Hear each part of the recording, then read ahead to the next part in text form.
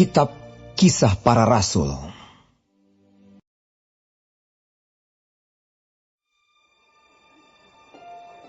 Ketika Petrus dan Yohanes sedang berbicara kepada orang banyak, mereka tiba-tiba didatangi imam-imam dan kepala pengawal bait Allah serta orang-orang Saduki. Orang-orang itu sangat marah karena mereka mengajar orang banyak dan memberitakan bahwa dalam Yesus ada kebangkitan dari antara orang mati. Mereka ditangkap dan diserahkan ke dalam tahanan sampai keesokan harinya karena hari telah malam. Tetapi di antara orang yang mendengar ajaran itu banyak yang menjadi percaya, sehingga jumlah mereka menjadi kira-kira 5.000 orang laki-laki. Pada keesokan harinya, pemimpin-pemimpin Yahudi serta tua-tua dan ahli-ahli Taurat mengadakan sidang di Yerusalem dengan imam besar Hanas dan Kayafas, Yohanes dan Alexander dan semua orang lain yang termasuk keturunan imam besar. Lalu Petrus dan Yohanes dihadapkan kepada sidang itu dan mulai diperiksa dengan pertanyaan ini. Dengan kuasa manakah atau dalam nama siapakah kamu bertindak demikian itu? Maka jawab Petrus penuh dengan Roh Kudus. Hai pemimpin-pemimpin umat dan tua-tua, jika kami sekarang harus diperiksa karena suatu kebajikan kepada seorang sakit, dan harus menerangkan dengan kuasa manakah orang itu disembuhkan, maka ketahuilah oleh kamu sekalian dan oleh seluruh umat Israel, bahwa dalam nama Yesus Kristus, orang Nazaret yang telah kamu salibkan, tetapi yang telah dibangkitkan Allah dari antara orang mati, bahwa oleh karena Yesus itulah orang ini berdiri dengan sehat sekarang di depan kamu. Yesus adalah batu yang dibuang oleh tukang-tukang bangunan, yaitu kamu sendiri. Namun ia telah menjadi batu penjuru. Dan keselamatan tidak ada di dalam siapapun juga selain di dalam Dia. Sebab di bawah kolong langit ini tidak ada nama lain yang diberikan kepada manusia yang olehnya kita dapat diselamatkan. Ketika sidang itu melihat keberanian Petrus dan Yohanes dan mengetahui bahwa keduanya orang biasa yang tidak terpelajar, heranlah mereka. Dan mereka mengenal keduanya sebagai pengikut Yesus.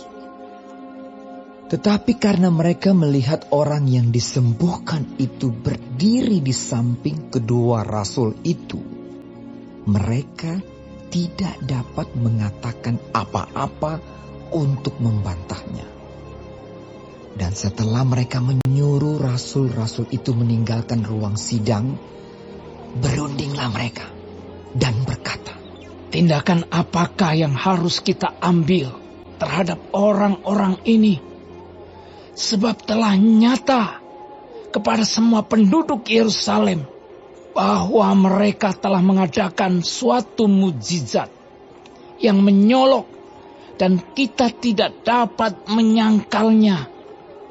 Tetapi supaya hal itu jangan makin luas tersiar di antara orang banyak, baiklah kita mengancam dan melarang mereka, supaya mereka jangan berbicara lagi dengan siapapun dalam nama itu. Dan setelah keduanya disuruh masuk, mereka diperintahkan supaya sama sekali jangan berbicara atau mengajar lagi dalam nama Yesus. Tetapi Petrus dan Yohanes menjawab mereka, silakan kamu putuskan sendiri, manakah yang benar di hadapan Allah? Taat kepada kamu atau taat kepada Allah? Sebab tidak mungkin bagi kami untuk tidak berkata-kata tentang apa yang telah kami lihat dan yang telah kami dengar.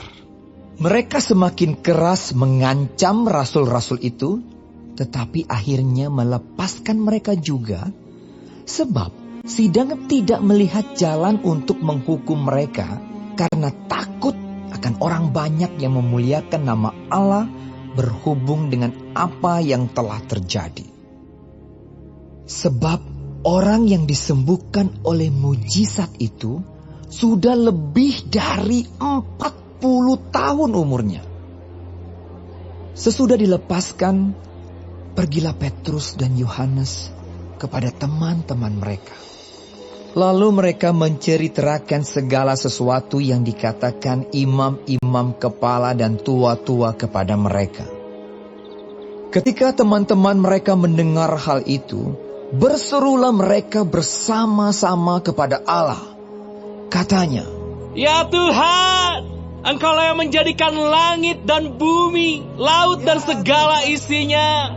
Dan oleh Roh Kudus, dengan perantaran hamba-Mu Daud Bapa kami, Engkau telah berfirman, mengapa rusuh bangsa-bangsa, mengapa suku-suku bangsa mereka-reka perkara yang sia-sia. Raja-raja dunia bersiap-siap dan para pembesar berkumpul untuk melawan Tuhan dan yang diurapinya. Sebab sesungguhnya telah berkumpul di dalam kota ini Herodes dan Pontius Pilatus beserta bangsa-bangsa dan suku-suku bangsa Israel melawan Yesus, hamba-Mu yang kudus, yang Engkau urapi, untuk melaksanakan segala sesuatu yang telah Engkau tentukan dari semula oleh kuasa dan kehendak-Mu. Dan sekarang ya Tuhan, lihatlah bagaimana mereka mengancam kami. Dan berikanlah kepada hamba-hamba-Mu keberanian untuk memberitakan firman-Mu. Ulurkanlah tangan-Mu untuk menyembuhkan orang. Dan adakanlah tanda-tanda dan mujizat-mujizat oleh nama Yesus, hamba-Mu yang kudus.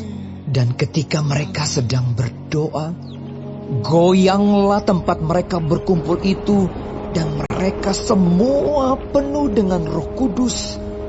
Lalu mereka memberitakan firman Allah dengan berani. Adapun kumpulan orang yang telah percaya itu, mereka sehati dan sejiwa, dan tidak seorang pun yang berkata bahwa sesuatu dari kepunyaannya adalah miliknya sendiri, tetapi segala sesuatu adalah kepunyaan mereka bersama. Dan dengan kuasa yang besar, rasul-rasul memberi kesaksian tentang kebangkitan Tuhan Yesus, dan mereka semua hidup dalam kasih karunia yang melimpah-limpah.